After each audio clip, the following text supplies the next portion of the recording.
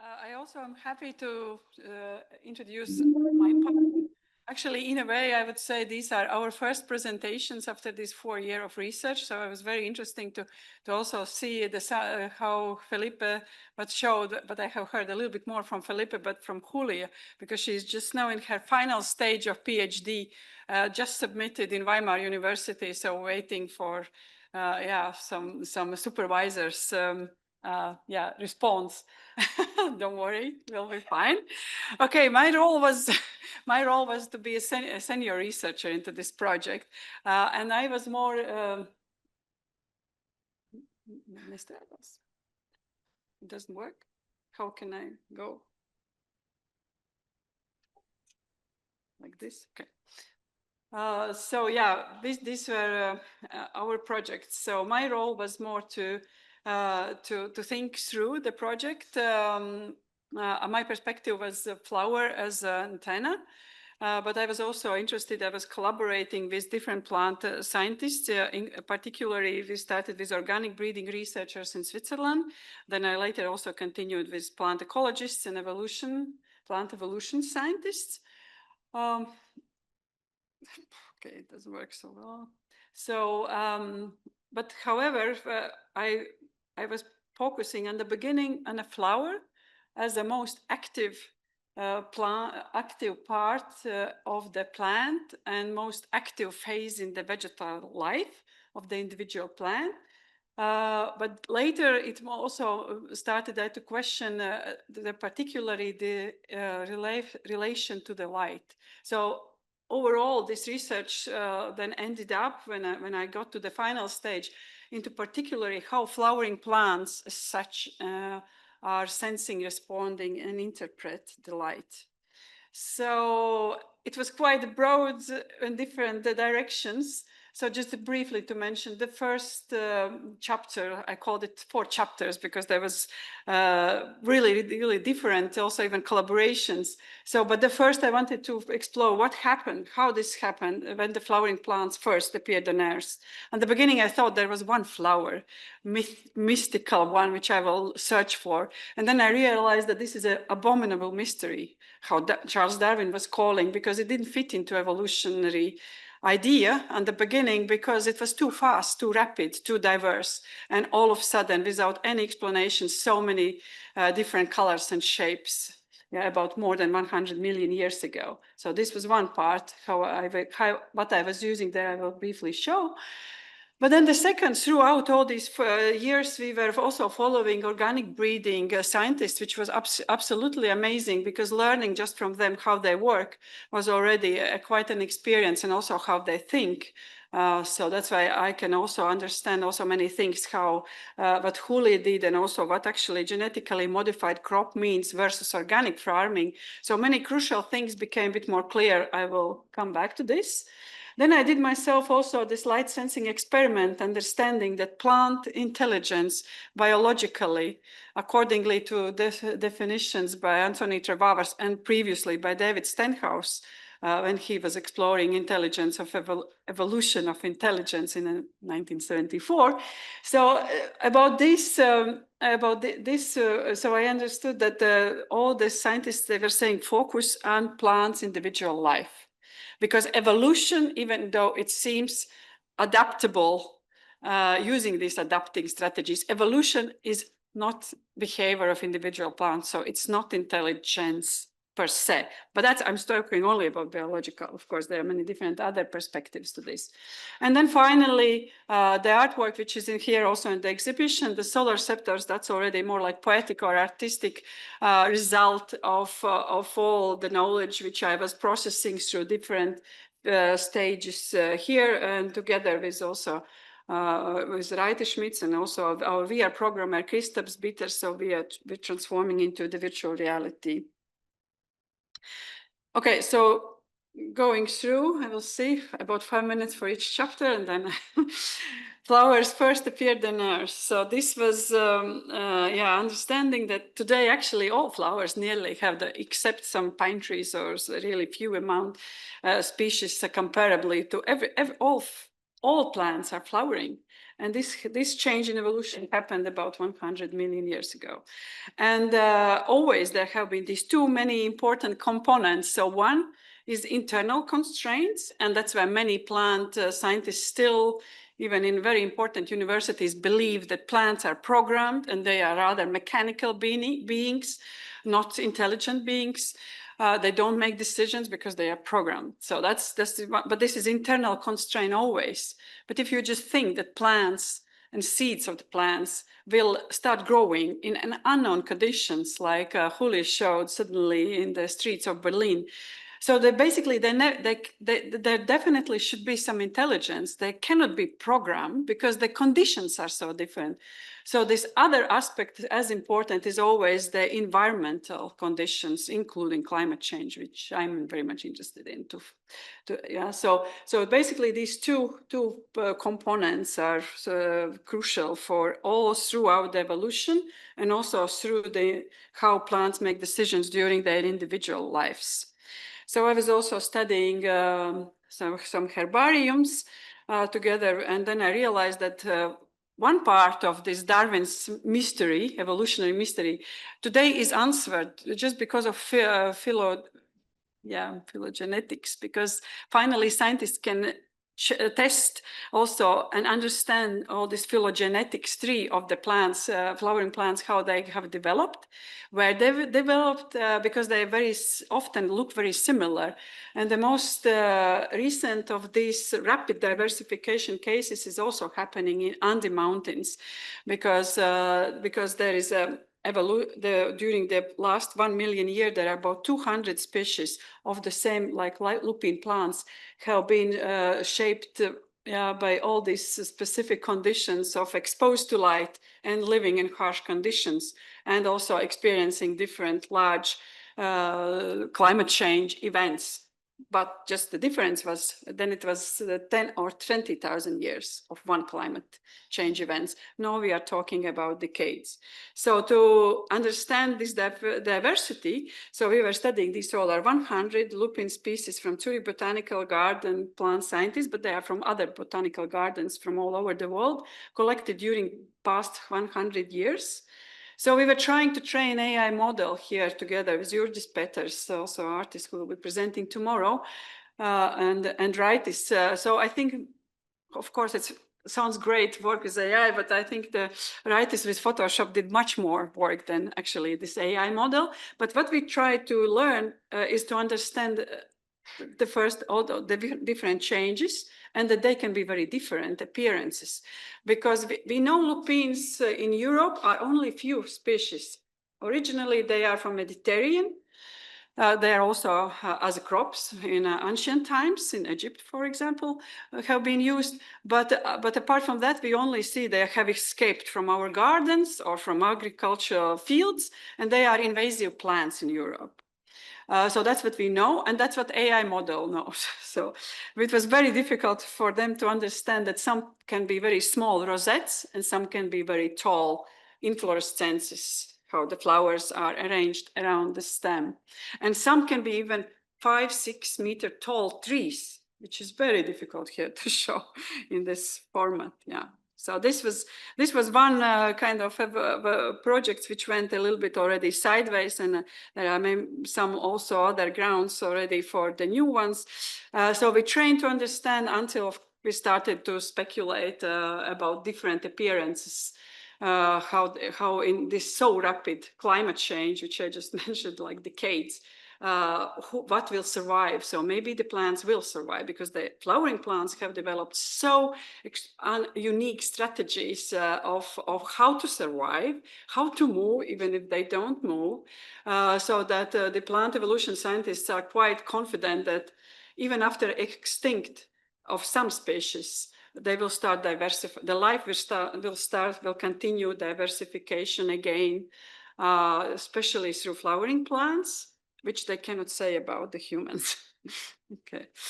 Yeah, so this is also, we have this insert.art. If you would go to this link, insert.art, there are all articles from yesterday's also Noelia, from Felipe, from Julia, from myself, from Yvonne Volkart. So this insert, just insert art is enough. So to go, so it's a more recent publication. Okay. Oh yeah. Okay. Here I will briefly go through, more like referring to Julia's research, because white lupin breeding project, so this was more for me, I didn't do any artwork of this, but it was more like ethnographic study, just to really go together. On the beginning, all team we were following how plant breeding scientists are working, how their vision as nearly, they see these white lupin crops as a 10-year project result.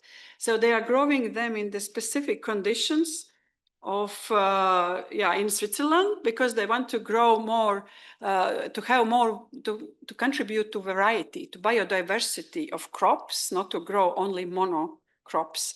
Yeah, so that's why they are experimenting with white lupins and different other, they have a project from South Africa with beans. So they try to introduce different crops, and even more interesting, they do also intercropping. So they are checking which crops could be even grown together in the fields for organic farm. So they are also cross-pollinating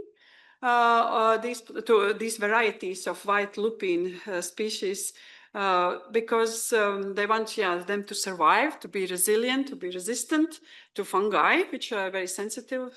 They are very sensitive to humidity and become very fungi. But what is happening here, and this is absolutely important, is that that Monica Messmer is also saying that what organic farmers in Switzerland, because Switzerland have the constitution, the only constitution in the world where plants and other non-humans have a dignity, written in the country's constitution. So, which means that they really try to promote this idea that you can modify, you can cultivate. Of course, people have to eat. You can do a lot of things with the plants, but you cannot go beyond their, to destroy their dignity. And where this happens was also quite not so easy to understand, because this is happening for genetically modifying. Sounds okay, but where it is not okay, because with genetically modifying crop, you have to destroy the cell. Organic farmers go until the cell, they cross-pollinate, of course, but they don't want to introduce any new species artificially, which the plant would never, ever in their living life want to cross-pollinate. So basically, they don't want to force cross-pollination, I don't know, from strawberry with a shark, gene. You can do whatever you want, but you have to destroy the wall of the cell, introduce completely different species, try to force this cell together with some electric impulses, because it has to be now healed and grow again. And then basically what you do with genetic, you start constructing the plant. And what you need for that, all these chemicals comes. You need chemicals because they are so fragile, this new introduction, that they nearly cannot survive. It's not that easy process. So this was basic, and also about how they said themselves, it's nearly in an art, because they always envision what they want to achieve, and then they do different compromises, what the crop finally will be. So, and also even this, they are, I thinking that it's important also that humans are involved throughout all this process of growing. And even here they are, for example, putting the grades for the plants. They did experiment how they are resistant to fungi.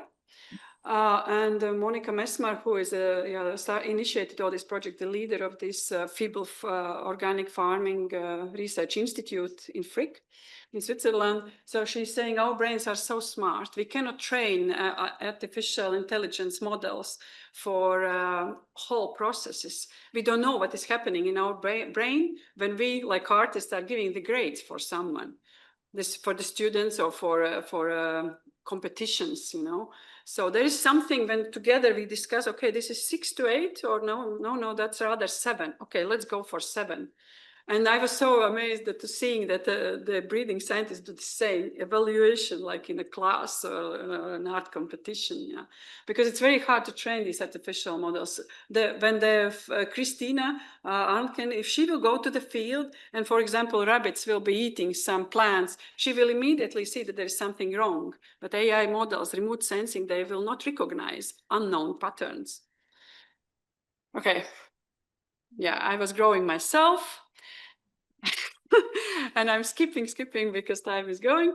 And I also slightly go to these some light experiments back a little bit tomorrow when we have a collaboration for light resonance project with Resonance of Nature project. So there was an experiment done. Yeah, and finally, so because they're only here, I can mention like some key issues. The plants are have a beautiful light mechanism. They can they use light also, as Philippa was briefly mentioning. They use light also to understand their environment. This is phytochromacy protein in the plants, which helps plants, for example, if they start growing into like this green filtered, surrounded by these green plastic filters, they would most likely understand that this green light are other plants. And then they will decide if they can win, they will try to grow tall and over. If they think this one is very dark, they will rather stay low. And then they will develop different other survival strategies, maybe growing bigger leaves to have more photosynthesis of smaller light or some other. So this was also one experiment which I was trying also to adapt to adding color filters. The first was like literally repetition of the scientific experiment. The other was about red and the blue light. So this is the spectrum which plants receive. Yeah, so I was also growing into this.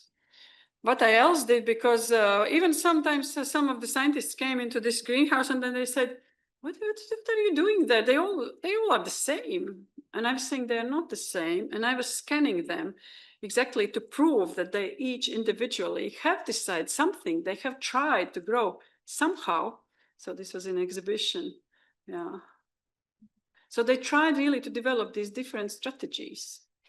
And these models which we were scanning during 5 stages, every second week, I went to this freak greenhouse and we were scanning. So we were decided to use as actors in this solar sectors, the final part. So, and now I'm to this final part, which is solar scepters virtual reality installation in Kim, also now as a part of this exhibition. And here we went through, I developed like kind of poetic stories throughout when flowers first appeared on Earth, and then what is the light doing with the flowers. Of course, it is photosynthesizing. You will see, I will show a short video. So the lights are coming down through the plant, going feeding the roots, and then sending this energy already in water and sugars, transformed one light into matter, sending it back. So, and where they are concentrating, I was thinking that I think there's something else about the flowers.